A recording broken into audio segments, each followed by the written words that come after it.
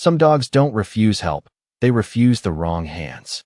The first thing anyone noticed wasn't the sound, but the silence that followed it, a kind of heavy, waiting stillness that settled over the military veterinary wing like a held breath that no one dared release. Fluorescent lights hummed softly above rows of stainless steel tables.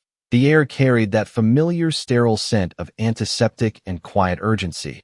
And in the center of it all lay a German shepherd known only by his call sign, Ghost, his coat a mix of ash gray and pale cream dulled by exhaustion, his chest rising in uneven rhythms as the monitors beside him flickered with uncertain life. Every time a medic stepped closer, even by a foot, his ears would twitch first, sharp and alert. Then his body would tense just enough to warn them without a single move wasted. He wasn't aggressive, not truly, but there was a line drawn around him, invisible yet absolute, and no one could cross it, not without losing whatever fragile trust he had left.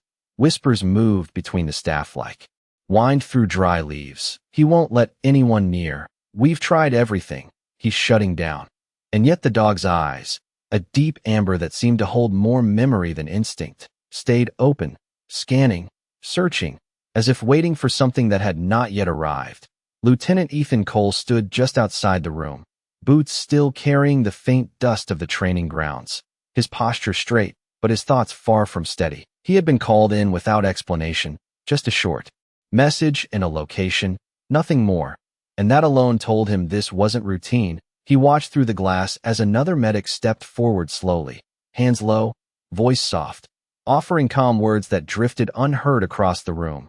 Ghost didn't move, didn't growl, didn't react at all, except for one small shift. His gaze slid past the medic, past the walls, landing somewhere unseen, somewhere deeper. As if listening to a frequency no human ear could catch, Ethan felt something tighten in his chest. Not fear, not exactly, but recognition of a kind he couldn't yet explain. He had seen that look before, not in dogs, but in men, soldiers who had come back carrying something they couldn't set down, something that made the world feel unfamiliar even in places that should have felt safe. One of the officers nearby spoke quietly, almost to himself. He was the best in his unit. Never missed a signal. Ethan's eyes narrowed slightly at that. A detail that didn't belong to just any K9. That meant training beyond standard commands, beyond basic obedience. Something older, something coded. Ghost shifted again, just an inch, but this time. His ears angled toward the door, toward Ethan, not in alarm, not in defense, but in focus. The kind of focus that suggested recognition without understanding. Ethan didn't move at first. He simply stood there, letting the moment stretch, feeling the weight of something unseen beginning to press against the edges of memory. Outside, the late afternoon light filtered through narrow windows, casting long, pale lines across the floor like quiet markers of time passing. And still, no one could reach the dog. No one could cross that invisible line, except perhaps the one person he hadn't met yet. And somewhere in that silence, beneath the hum of machines and the steady breath of a wounded animal who refused the world, a question began to form, not spoken, not yet, but waiting, just like Ghost, for the right voice to answer it. Because sometimes, the hardest thing to recognize isn't danger, but belonging. The door opened with a soft mechanical click, the kind that barely registered unless you were already listening for something more than sound, and Ethan stepped inside slowly, not with hesitation, but with a careful awareness that every movement mattered now. The polished floor beneath his boots reflecting the pale overhead lights in thin streaks that seemed to stretch toward the table where Ghost lay. The room did not change when he entered. Not immediately. The monitors continued their quiet rhythm. The staff remained still along the walls, watching, waiting, but the dog noticed. That much was certain, because Ghost's ears shifted again, sharper this time, angling toward Ethan with a precision that cut through the silence like a compass finding true north. Ethan stopped a few feet away, not crossing that invisible boundary just yet. He let his hands rest loosely at his sides, shoulders relaxed, breathing steady, as if he were standing at the edge of something unseen, something that required patience more than action. Easy, one of the medics whispered, though it was not clear whether the word was meant for the dog or the man. Ethan did not respond. His eyes remained fixed on Ghost, taking in every detail. The rise and fall of his chest, the subtle tension in his limbs, the way his gaze did not wander but locked, searching, measuring, recognizing something that had not fully surfaced. Ethan felt it then, not as a thought, but as a memory brushing against the edges of his mind, faint, distant, like a voice heard through walls. He took one small step forward, just enough to test the space between them, and Ghost did not resist. No growl, no warning, only a stillness that deepened, as if the dog had shifted from guarding to listening, the kind of listening that came from years of training, from signals repeated until they became instinct. Ethan's fingers twitched slightly, not out of fear, but recognition, because he had seen this before, not here, not in this room, but somewhere louder, harsher, a place where commands were not spoken twice and trust was measured in seconds. A memory surfaced then, clearer now, his brother standing across from him in a training yard years ago, sunlight cutting through dust in the air, voice steady as he explained. Something Ethan had not fully understood at the time. Some units use words you will never find in any manual, he had said. Not for communication, but for connection. Ethan had laughed it off back then, too young to grasp what that meant, too certain that everything important could be written down. But now, standing here with a dog who refused every voice except one that had not yet been spoken, that memory returned with a weight he could not ignore. Ghost shifted again, just slightly, his head tilting a fraction, eyes narrowing as if trying to place something just beyond reach. Ethan lowered himself slowly, one knee touching the floor, bringing himself closer without imposing, without forcing the moment forward. The room seemed to hold its breath again. Every person inside it aware that something fragile was unfolding, something that could not be rushed. Ethan leaned in just enough, his voice low, almost lost beneath the hum of the machines. Not a command, not yet, just a presence, steady, grounded, familiar in a way he did not fully understand. And for the first time since he had entered, Ghost exhaled, a slow, measured breath that softened the tension in his frame. Not surrender, not trust, but something close, something waiting to be named. And Ethan realized then that whatever stood between them was not fear, not pain, but memory, and memory, he knew, did not respond to force, it responded to recognition. And somewhere deep within him, the shape of a word began to form, incomplete, unfinished, but carrying the weight of something that might finally reach the place Ghost had been guarding all along. The word did not arrive all at once. It came the way distant thunder rolls across open land, slow and almost forgotten until it is suddenly right above you. Ethan felt it rise from somewhere deeper than thought, from a place where memory and instinct blurred into something older, something that did not need to be explained to be understood. His breath steadied as he leaned closer, his voice still low, still careful, but now carrying a weight it had not held before, a tone shaped not by authority but by belonging.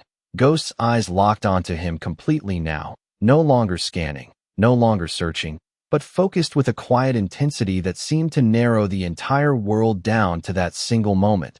The monitors continued their steady rhythm, but even that sound felt distant, like it belonged to another room. Another time, Ethan swallowed once, the faint taste of something metallic and familiar at the back of his throat. And then he spoke, not loudly, not dramatically, but clearly, each word placed with precision, the way it had been taught, the way it had been remembered, a phrase that did not exist in any official record, a phrase that had lived only within a single unit, passed between those who trusted each other with more than orders. Hold the line, we come back together. The air shifted, not visibly, not in any way that could be measured, but everyone in the room felt it, a subtle change, like the moment just before dawn when darkness begins to loosen its grip. Ghost froze completely, his body still as stone, his ears forward, his eyes wide, and for a heartbeat that seemed to stretch far longer than it should, nothing moved. Then slowly, almost imperceptibly, the tension left his frame, his head lowered by a fraction, then another, until it rested against the cool surface beneath him, not in defeat, not in weakness, but in recognition, the kind that runs deeper than pain, deeper than fear. Ethan did not reach out immediately. He waited, allowing the moment to settle, allowing the space between them to transform into something shared, something understood without words. Ghost's breathing changed, still uneven, but softer now, less guarded, as if the weight he had been carrying had finally found a place to rest. One of the medics stepped forward instinctively, then stopped, unsure whether to break whatever had just been established. Ethan gave a small nod, barely noticeable, and that was enough. The line had shifted. The invisible boundary that had held everyone back was no longer there. Hands moved in carefully, gentle, precise, not rushed, not forced. And for the first time since he had arrived, Ghost did not resist. He did not pull away. He did not close himself off. He remained still, present, allowing what needed to happen. Ethan stayed where he was, one knee on the floor, his hand hovering just above the dog's shoulder before finally, slowly, making contact. The warmth beneath his palm was steady, real, grounding, and something inside him eased in response, a quiet release he had not expected. He looked at Ghost, really looked this time, and saw not just a trained animal, not just a survivor, but a witness, someone who had been there, who had heard the same words spoken, in a different place, by a different voice, one that Ethan knew all too well. The realization did not come as a shock. It came as a certainty, settling into him like a truth that had always been waiting. Ghost's eyes softened slightly, not losing their depth, but gaining something else, something warmer, something that felt almost like recognition returned. And in that shared stillness, surrounded by the quiet movement of those working to help him, Ethan understood that this was not the beginning of trust. It was the continuation of it, carried across time, across loss, across everything that had tried to break it. Because some promises are not spoken once, they are carried, held, and remembered, until the moment someone speaks them again. Sounded like words, but like a promise, something meant to be carried forward even when the voice that first spoke it was gone. Ethan had not understood it then. But now, kneeling here with a dog who had waited in silence for that exact echo, the meaning settled into him with a quiet clarity. Ghost had not been refusing help. He had been holding on to something, protecting it, guarding it until the right voice returned, until the right memory was spoken aloud again. The realization did not come with sadness, but with a kind of peace that felt unfamiliar and yet deeply needed. One of the surgeons spoke softly, "We are ready." And the words carried no urgency, only readiness, as if they had been waiting for permission not from a person, but from the moment itself. Ethan gave a small nod, his hand still steady, and Ghost's ear flicked once in response, a subtle acknowledgement that did not go unnoticed. The procedure continued, measured, careful, respectful of the fragile balance that had been restored. Time seemed to stretch, not in seconds or minutes, but in breaths, in heartbeats, in the quiet rhythm of something being mended not just physically, but in ways no one could quite name.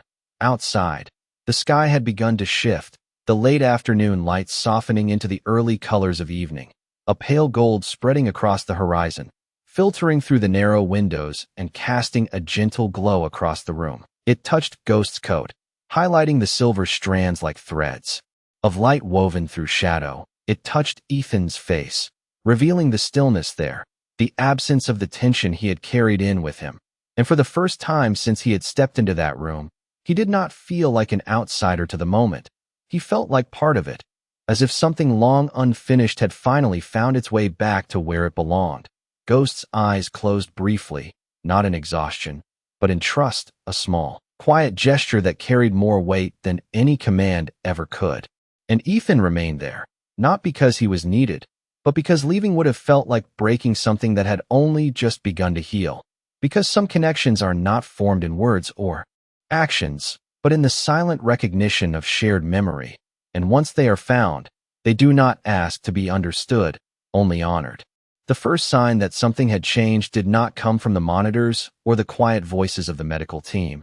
It came from the way Ghost's breathing settled into a rhythm that no longer felt borrowed from urgency, but returned to something that belonged to him, steady, grounded, almost familiar.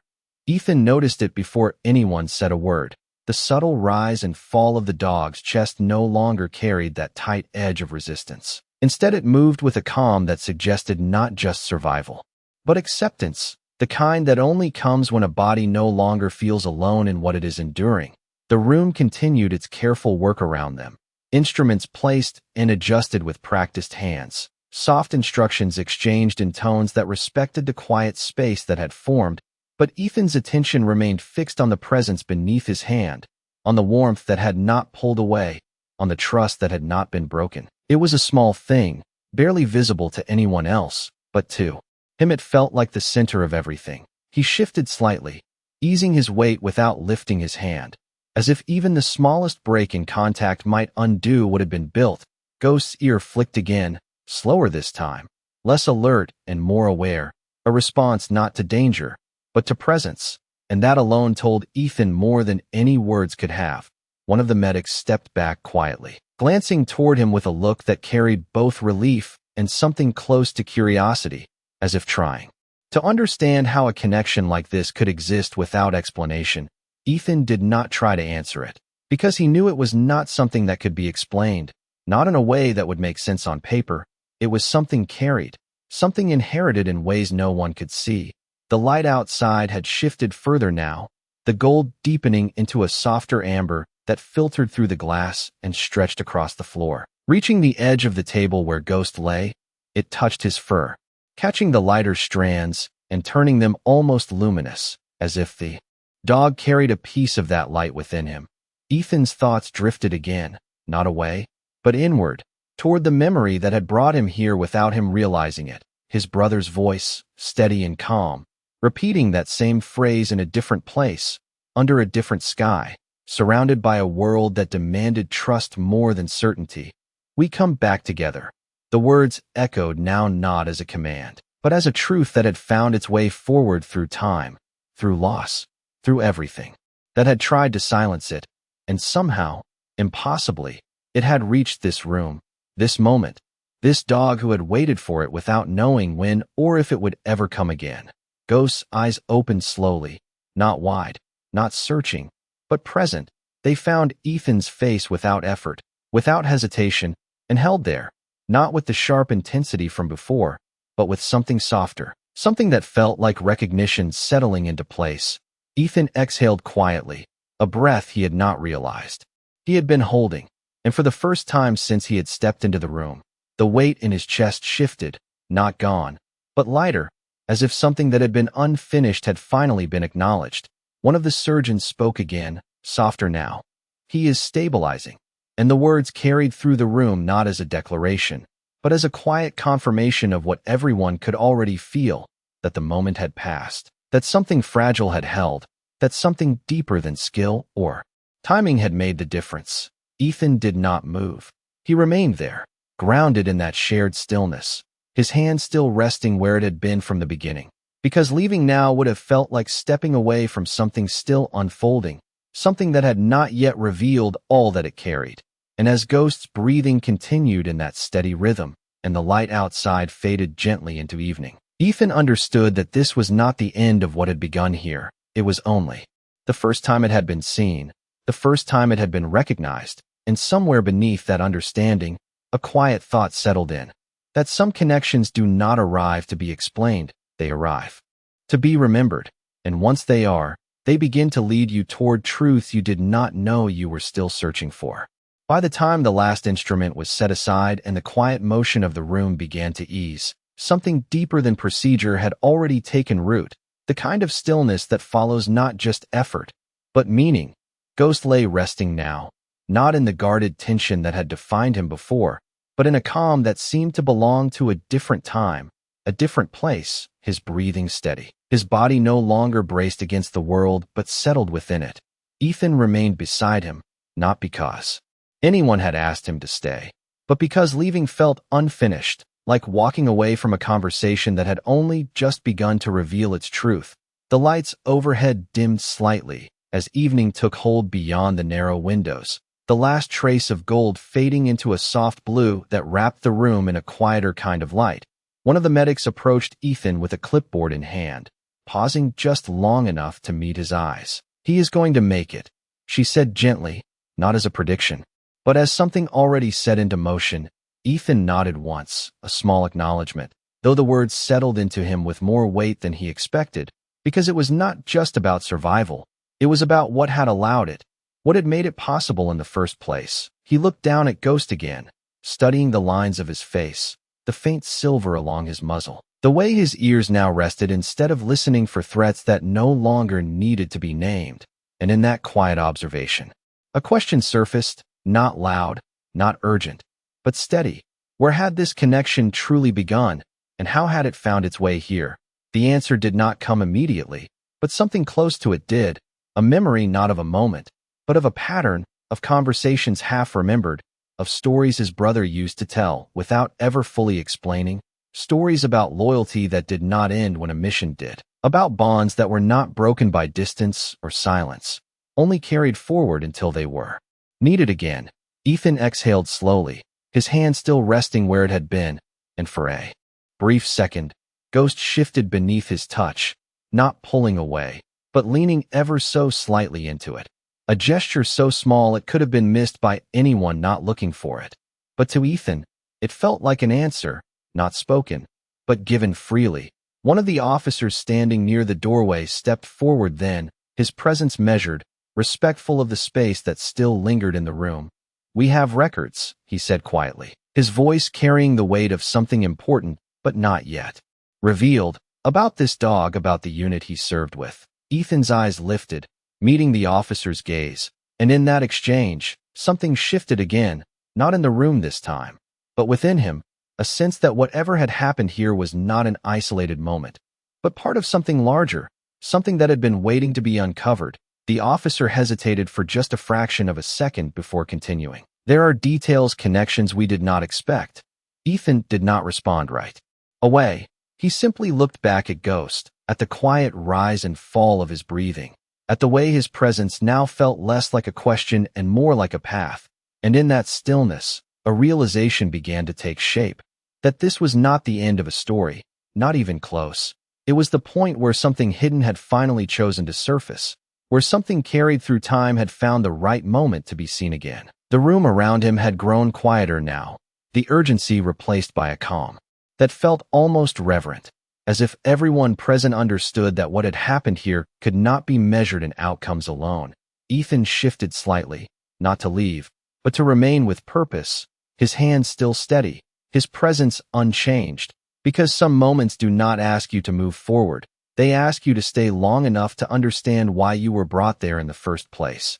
And as the evening settled fully outside, and the last light faded into night, Ethan knew with a certainty he could not explain that whatever truth was waiting beyond this room, it had already begun, and it was going to lead him somewhere he had not expected, somewhere that would finally answer the question he had not known he was asking all along. The hallway outside the room carried a different kind of silence, one that felt less contained and more expectant, as if the walls themselves held stories that had not yet been told. Ethan stepped out slowly, the door closing behind him with a soft click that seemed to mark a shift, not an ending, but a transition. The officer who had spoken earlier waited a few feet away, posture straight, expression measured. Yet there was something in his eyes that suggested this was not routine, not just another report to be filed and forgotten. "Walk with me," he said quietly, turning down the corridor without waiting for a response. Ethan followed, his boots echoing faintly against the polished floor, the sound steady, grounding, the kind of rhythm that allowed thoughts to surface without forcing them. They passed rows of closed doors, each one identical, each one holding its own untold moments, until they reached a smaller office tucked near the end of the hall. The officer opened it and gestured inside. The room was simple, a desk, 2 chairs, a file cabinet that looked older than the building itself, and a single lamp casting a warm, focused light that stood in contrast to the colder glow of the hallway. The officer moved to the cabinet and pulled open a drawer with deliberate care, as if what he was about to reveal required more than just access. It required respect. He withdrew a thick folder, its edges worn, its surface marked by time rather than use, and placed it gently on the desk between them. Ethan remained standing for a moment, looking at it, not out of hesitation, but because something about it felt familiar in a way he could not yet explain. "This dog," the officer began, his voice steady but quieter now. was assigned to a unit that operated under limited documentation. He paused briefly, choosing his words with precision. Most of what they did was never meant to be recorded in full. Ethan's jaw tightened slightly, not in tension, but in recognition. The kind that comes when pieces begin to align before the full picture is visible. The officer opened the folder slowly, revealing pages that carried more than just information. They carried weight, photographs, notes, fragments of something larger that had been carefully preserved. Ethan stepped closer, his eyes drawn to one image in particular, a group of soldiers standing together, their faces partially shadowed, their expressions unreadable to anyone outside their world, and beside them, a dog, younger, stronger, but unmistakably the same. Ghost. Ethan's breath caught, not sharply, but enough to shift something inside him. The officer turned a page, revealing another photograph, this one clearer, closer, and there, standing just behind the dog, was a face Ethan knew without needing to confirm it. His brother, the same steady gaze, the same quiet strength that had always defined him. Frozen now in a moment that had never been meant to return, Ethan did not speak. He did not need to. The room held the weight of that recognition without requiring words. The officer's voice softened further. They served together for years, he said. The dog was trained to respond to specific verbal markers, not just commands, but identifiers, bonds. Ethan's hand rested lightly on the edge of the desk, grounding himself in the present as the past unfolded in front of him. The pieces fell into place not as a revelation, but as a confirmation of something he had already felt, something that had been there from the moment Ghost first looked at him. The code, the stillness, the recognition. It had never been random. It had been waiting, preserved in memory until it could be spoken again by someone who carried the same voice. Even if it sounded different now. Ethan closed his eyes briefly, not to escape the moment, but to hold it, to let it settle fully before it slipped into something harder to grasp. When he opened them again, the photograph remained, unchanged, but its meaning had shifted, no longer just a record, but a bridge, connecting what had been lost to what had just been found. And in that quiet office, beneath the soft glow of a single lamp, Ethan understood that the story had never ended where he thought it did. It had simply been waiting, just like Ghost, for the right moment, the right voice, to bring it back into the light. The office felt smaller after that moment, not because the walls had moved, but because the space between past and present had narrowed into something almost tangible. Ethan stood there for a long second, eyes still resting on the photograph. The image no longer just a memory frozen in time, but a living thread that had reached forward into this exact moment. The officer closed the folder gently, not to hide it, but to preserve what it carried. He never made it back, he said quietly, not as a formal report, but as a truth that had already been understood. Ethan nodded once, the motion small, controlled, yet it carried the weight of years, of questions left unasked, of answers that had never arrived until now. He did not speak, because there was nothing to say that would not feel incomplete. Instead, he turned slightly, his gaze drifting toward the window where the last trace of daylight had given way to a deep, steady night, the kind that did not feel empty, but full of things unseen. The dog stayed in service after that. The officer continued, his voice steady. Different handlers, different assignments, but records show he never responded the same way again. Ethan's brow lowered slightly, not in confusion, but in recognition, as if that detail fit too perfectly into what he had already witnessed. Ghost had not lost his training. He had been holding on to something more important than commands, something that could not be replaced, something that could not be reassigned. Ethan exhaled slowly, the breath leaving him with a quiet weight. Until today, he said, his voice barely above a whisper. The officer gave a small nod. Until today, he repeated, and in that simple exchange, the truth settled deeper, not as a surprise, but as a confirmation that what had happened in that room had not been coincidence. It had been continuity.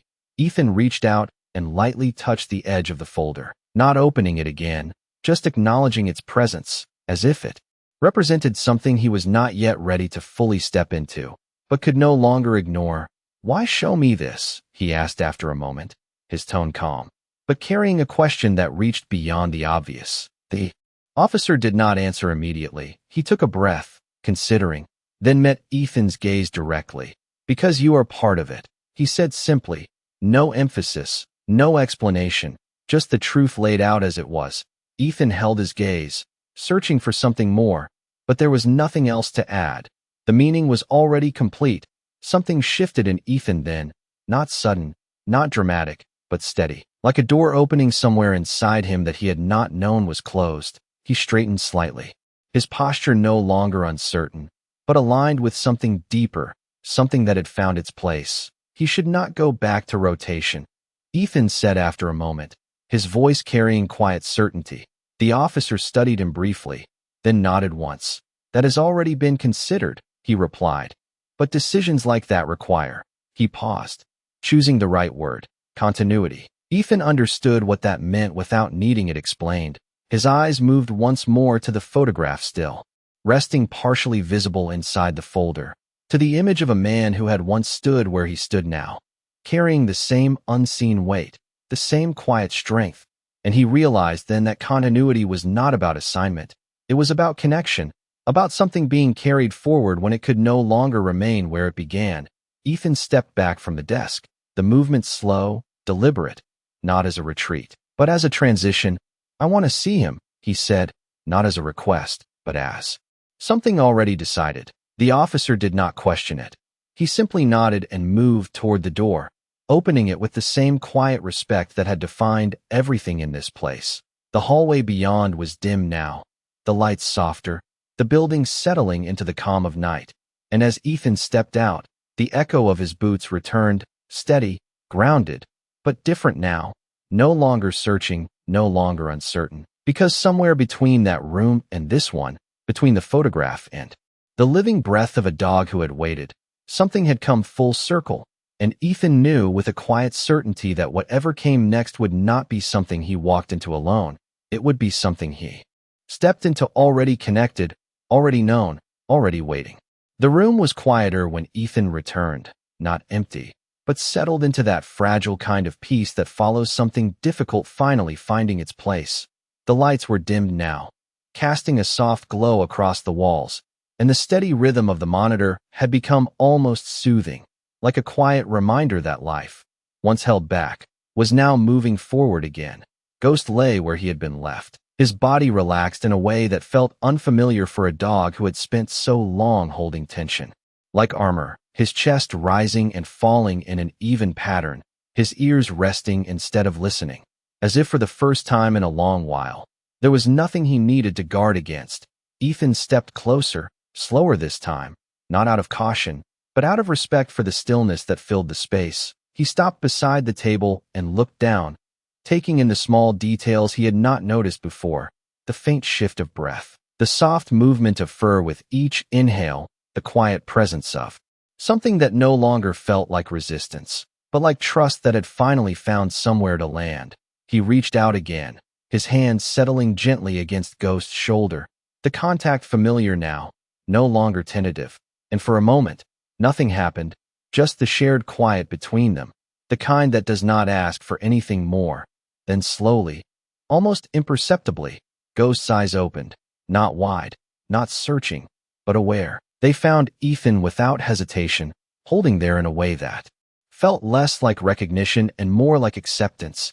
Ethan did not speak right away. He simply stayed, allowing the moment to unfold without rushing it. Because he understood now that some things could not be forced into words. They had to be felt first, carried, acknowledged in silence before they could be named.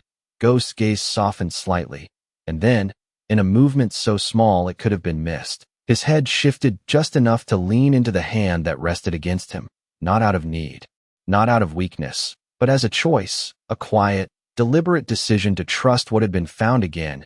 Ethan exhaled slowly, a breath that carried something with it, something that had been held for longer than he had realized. And in that release, the room seemed to settle even further, as if acknowledging that what had begun earlier had now reached its quiet conclusion. One of the nurses stepped in briefly, checking the monitors with a practiced glance, then pausing just long enough to take in the scene before her. A small, almost imperceptible smile touched her expression before she stepped back again, leaving the space undisturbed. Outside, The night had fully taken hold, the darkness beyond the windows deep and steady, but not empty, carrying the quiet presence of something ongoing, something that did not end simply because it could not be seen. Ethan remained where he was, his hand still steady, his posture no longer carrying the uncertainty he had brought with him, because he understood now that this was not a moment of closure. It was something else entirely, something that would continue beyond this room. Beyond this night, Ghost's eyes drifted closed again, not in exhaustion, but in rest, the kind that only comes when vigilance is no longer required. And Ethan watched that, the simple act of a living being allowing itself to be still, and he felt the weight of it settle into him, not heavy, but grounding, like something that had finally found where it belonged.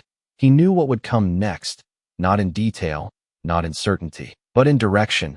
The path had already begun to reveal itself, not through orders or expectations, but through something quieter, something carried forward from a voice that was no longer here, but had never truly left. Ethan leaned slightly closer, his voice low, almost a whisper, not a command, not a code, just a simple acknowledgement. You are not alone anymore.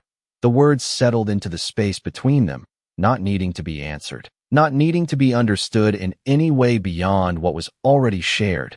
And in that stillness, with the steady rhythm of breath and the quiet presence of something restored, it became clear that some bonds are not broken by time. They are only waiting, patient and unseen, until the moment they are recognized again, and when they are, they do not return as something new. They return as something that had always been there, guiding, holding, and quietly leading the way forward.